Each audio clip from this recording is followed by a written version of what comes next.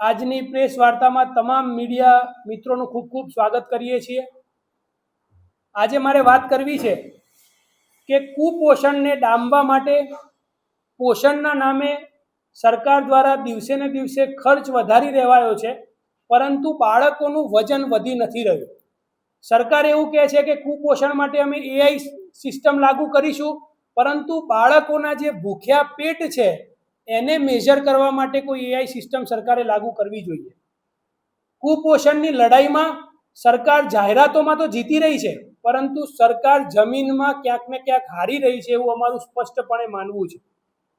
Ministry of health અને family welfare દ્વારા એક લેટેસ્ટ રિપોર્ટ એટલે કે NFHS 6/2023-24 લેટેસ્ટ રિપોર્ટ જાહેર કરવામાં આવ્યો છે, અને આ રિપોર્ટ એ સરકારની ખુલ્લેઆમ પોલ ખોલી રહી છે કે કેવી રીતે કુપોષણના નામે સરકારે આટલા વર્ષોમાં કોઈ જ કામ કર્યા નથી।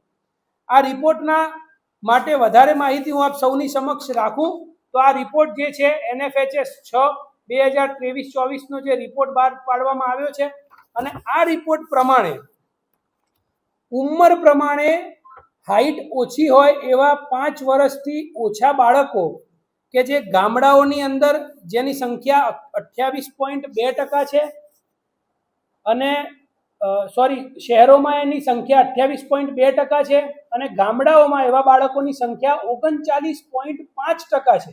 એટલે કે સરેરાશ ગુજરાતની અંદર 35.5% બાળકો એવા છે કે જેમની ઉંમર 5%થી ઓછી હોય, પરંતુ ઉંમર પ્રમાણે એમની ઊંચાઈ ઓછી છે, જેમનો શારીરિક વિકાસ પૂરતા પ્રમાણમાં થયો નથી। ત્યારબાદ 5 વર્ષથી ઓછા હોય અને ઊંચાઈ પ્રમાણે ઓછું વજન ધરાવતા હોય અને કુપોષિત હોય એવા બાળકોની સંખ્યા શહેરોમાં 15.5% છે અને ગામડાઓમાં 23.5% છે। એટલે કે સરેરાશ 20% બાળકો એવા છે કે જે 5 વર્ષથી નાના છે, કુપોષિત છે અને ઓછું વજન એમના ઊંચાઈ પ્રમાણે ધરાવે છે। ત્યારબાદ 5 વર્ષથી નાના હોય અને ગંભીર રીતે કુપોષિત હોય એવા બાળકોની સ્થિતિ પણ ગુજરાતની અંદર ચિંતાજનક છે। ગુજરાતના શહેરોમાં એવા બાળકોની સંખ્યા 3.8% છે અને ગામડાઓમાં એવા બાળકોની સંખ્યા 6.3% છે।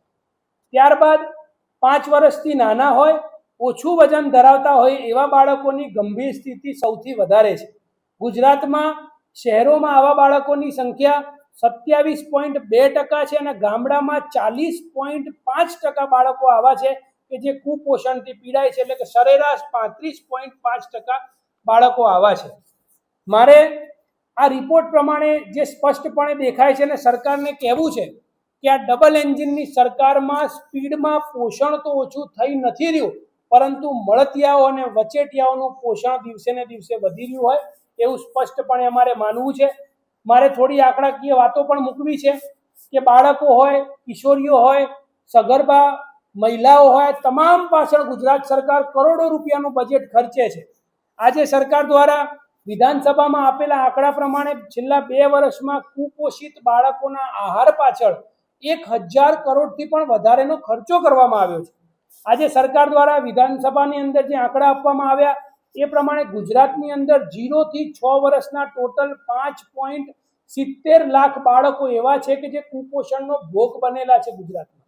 આમાંથી 4.38 લાખ બાળકો એવા છે કે જે અંડરવેઇટ છે, એટલે કે ઓછા વજનવાળા છે, અને 1.31 લાખ બાળકો એવા છે કે જે સિવિયરલી અંડરવેઇટ છે, એટલે કે ઓછા વજનવાળા છે અને ગંભીર પરિસ્થિતિમાં છે। આ ગુજરાતની ખરેખર પરિસ્થિતિ છે।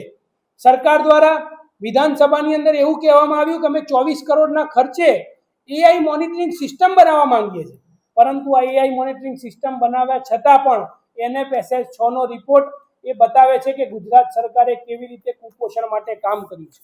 સરકાર દ્વારા કુપોષણ માટે અલગ અલગ મોટી મોટી યોજનાઓની જાહેરાત કરવામાં આવી, જેમાંની અમુક યોજનાઓના હું નામ તમારી સમક્ષ રાખવા માંગીશ કે મુખ્યમંત્રી પૌષ્ટિક અલ્પાહાર યોજના, દૂધ સંજીવની યોજના, સુખડી યોજના, બાલ શક્તિ યોજના, ત્રીજું ભોજન યોજના, મુખ્યમંત્રી માતૃશક્તિ યોજના, પોષણ સુધા યોજના, પૂર્ણા યોજના, મિશન આંગણવાડી પોષણ 2.0।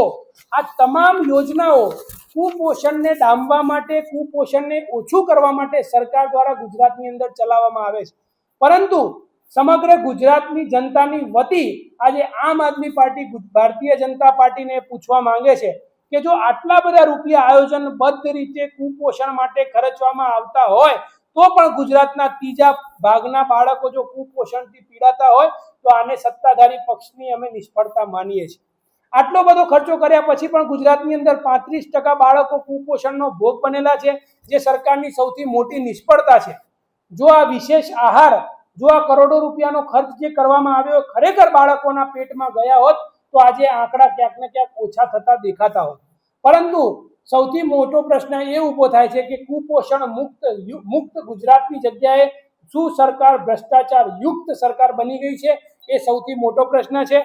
મારે સરકારને નિવેદન આમ આદમી પાર્ટી તરફથી કરવું છે કે કુપોષણ માટે સરકારે તાત્કાલિક ધોરણે ઇમરજન્સી પબ્લિક હેલ્થ ઇસ્યુ તરીકે આને જાહેર કરીને અને તાત્કાલિક ધોરણે શ્વેતપત્ર ગુજરાતની જનતા સમક્ષ મૂકવું જોઈએ અને સરકારે જવાબ આપવો જોઈએ કે આટલા કરોડો રૂપિયા ખર્ચ્યા છતાં આજે પણ ગુજરાત કુપોષણ મુક્ત બન્યું નથી અને સરકારની આ લાલિયાવાડી એ સમગ્ર ગુજરાતની જનતા વચ્ચે છતી પડી છે.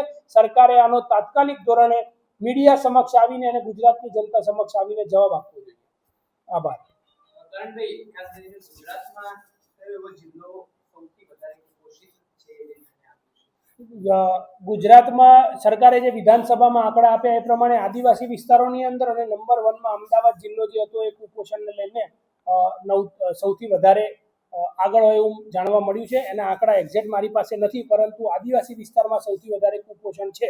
પરંતુ આ NFHSનો જે રિપોર્ટ 2 કે 3 દિવસ પહેલા જાહેર કરવામાં આવ્યો છે, આ રિપોર્ટ એ સરકારની સૌથી મોટી જે નિષ્ફળતા છે એ બહાર પાડે છે કે કેવી રીતે પોતે કેન્દ્ર સરકાર એવું સ્વીકારે છે કે સરકાર દ્વારા કોઈ પણ પ્રકારની કાર્યવાહી કરવામાં આવી નથી. મહત્વની વાત એ છે કે સરકાર દ્વારા અન્ય એક પોષણ ટ્રેકર કરીને પણ રાખવામાં આવ્યું છે કે જે પોષણ ટ્રેકર અલગ અલગ ટ્રેકિંગ કરતું હોય છે. પોષણ ટ્રેકર મુજબ પણ આંગણવાડીઓની અંદર નોંધાયેલા 11% બાળકો એવા છે કે જે કુપોષિત છે. સરકારના આંકડા જેવું બતાવે છે કે કુપોષણ મુક્ત ગુજરાત થઈ નથી રહ્યું, તો સરકાર જે આ જાહેરાતો પાછળ અને મોટી મોટી વાતો પાછળ ગુજરાતની જનતાને જે ભરમાવાનું કામ કરી રહી છે એ હવે ગુજરાતની જનતા ભરમાશે નહીં, કેમ કે ભારતીય જનતા પાર્ટીની અસલિયત ગુજરાતની જનતા સમક્ષ દિવસે ને દિવસે ઉભરીને બહાર આવી.